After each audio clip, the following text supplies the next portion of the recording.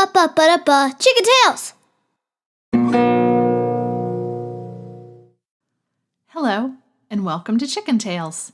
I'm so happy that you've joined us. My name is Sarah, and this is episode 5.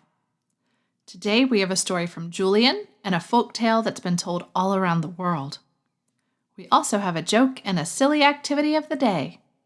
So grab a cozy spot and some blankets and get ready to listen to some Chicken Tales. The first story is by Julian, and it's called The Evil Chicken and the Superhero Kid. Once upon a time, in 1973, there was an evil, mad scientist. He mutated a bunch of chickens and made them huge. He planned to release them in San Francisco and steal the Golden Gate Bridge. But what he didn't know is that the kid next door had superpowers. The kid didn't know that yet either, but he soon found out. One day at school, the kid got mad and accidentally sent his teacher flying out the window. Whoops. Don't worry, she was okay. "I have superpowers!" exclaimed the child, "and I'm going to stop the evil mad scientist next door from taking over San Francisco." So he found the evil mad scientist and the giant chickens.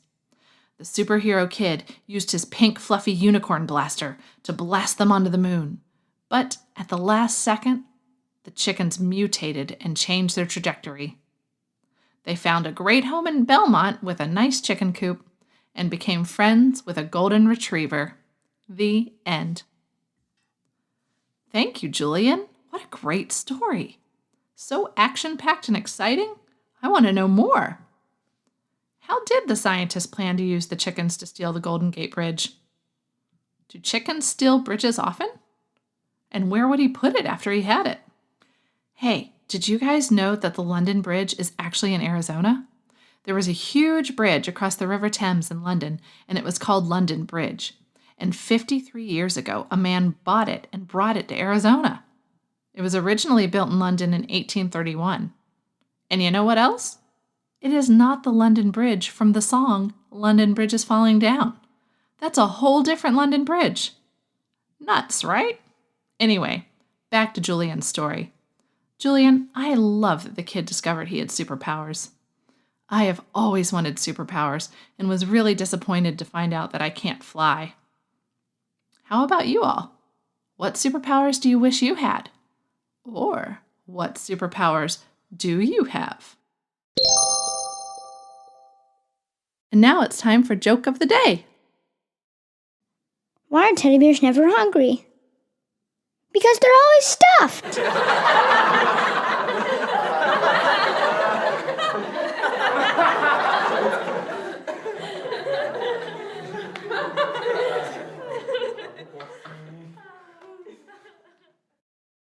Our second story comes from a folktale that's been around a long time, and it's been told in a lot of different ways, but this version is called The Little Hedgehog and the Magic Pot. Once upon a time, in a small village, there lived a little hedgehog and her mama. This was before there was hedgehog school, and they worked on a farm all day. Because they worked so hard, it was difficult to make dinner every night, and they were often too tired to eat. One day, the little hedgie was walking in the woods to find some food, and she ran across a very old hedgehog. She took one look at that old hedgehog and just knew that she was magic. For one thing, she was very old and lived in the woods. Another way that the little hedgehog could tell was that the old hedgie's quills looked like they were made of shining stars. A third way was that the old hedgehog was carrying a magic wand. That's a good sign. The old hedgehog asked the little one, "Why are you out here in the woods so far from home?" The little hedgie replied, "My mother and I are hungry, and I'm looking for berries to eat." The old hedgehog said, "Oh, I have some berries for you." As they sat and ate the berries, the little girl explained how hard it was to make dinner and how tired she and her mother were. The old hedgie said, "I can help you with that too," and she ran off. She moved very quickly for an old hedgehog. And she came back with a really big pot. It was made out of black iron, and it was very heavy. The old hedgehog said, "Take this back to your house and put it near the fire. When you say, 'Cook, little pot, cook,' it will fill with sweet porridge. When you want it to stop, you say, "Stop, little pot, stop." The little hedgehog took her pot back to her house and showed her mother how it worked. They were so happy, and for many days they had enough to eat. But one day, the little hedgehog was working and her mama was at home. Mother Hedgehog told the pot to begin cooking, but then she got distracted and ran down to the village library and forgot to tell it to stop. The pot cooked and cooked and cooked and filled their whole burrow with porridge. The porridge poured out of the burrow and spilled out onto the village streets.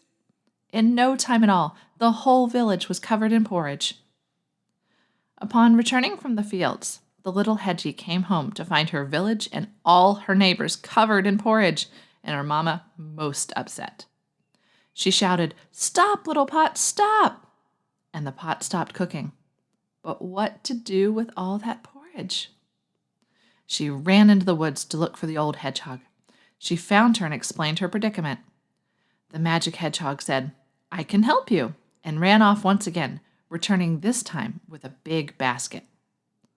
The little hedgehog looked in the basket and saw hundreds of spoons. When she lifted her head to ask what the spoons were for, the magic hedgehog had disappeared. Sadly and slowly, she walked back to her village. Rabbit, who lived at the end of the street, saw the spoons and laughed. Every animal in the village took a spoon and began eating the porridge. At the end of the day, the village was clear and everyone was full. The little hedgehog had learned 2 things. Never take magic pots from wand-carrying mysterious hedgehogs, and there is definitely such a thing as too much porridge. The end. Hedgehogs are my favorite animals. Did you know that hedgehogs are called that in English because they 1. Live in hedges and 2. Grunt like pigs? If you had a magic pot, what would you want to fill it with? Ice cream? Soup? Broccoli? It's hot here today, so I would want as much ice-cold water as possible. Next up, the silly activity of the day. In honor of our first story today, I want you to become a superhero. Decide what kind of superhero you want to be. What kind of powers do you want? Maybe you want to be able to fit into small spaces and run around unnoticed. Or maybe you want to fly like a super fast bird or be really strong like an elephant. After you pick your powers and your cool superhero name, find a towel or a blanket or a sheet and make it into a cape.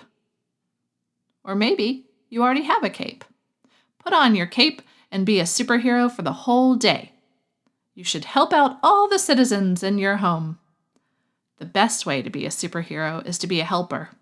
Because no matter how big or small you are, you can always help someone else. And when you do, you become a superhero. That's all for today. Thank you for listening to Chicken Tales. Remember, if you're riding your bike with a friendly chicken, ask it to tell you a story. But if it doesn't, you should write one yourself and send it to us at chickentailspod@gmail.com. If you want to draw a picture about any of the stories you've heard, send that in too. Okay, bye-bye. Ba-ba-ba-da-ba, Chicken Tales!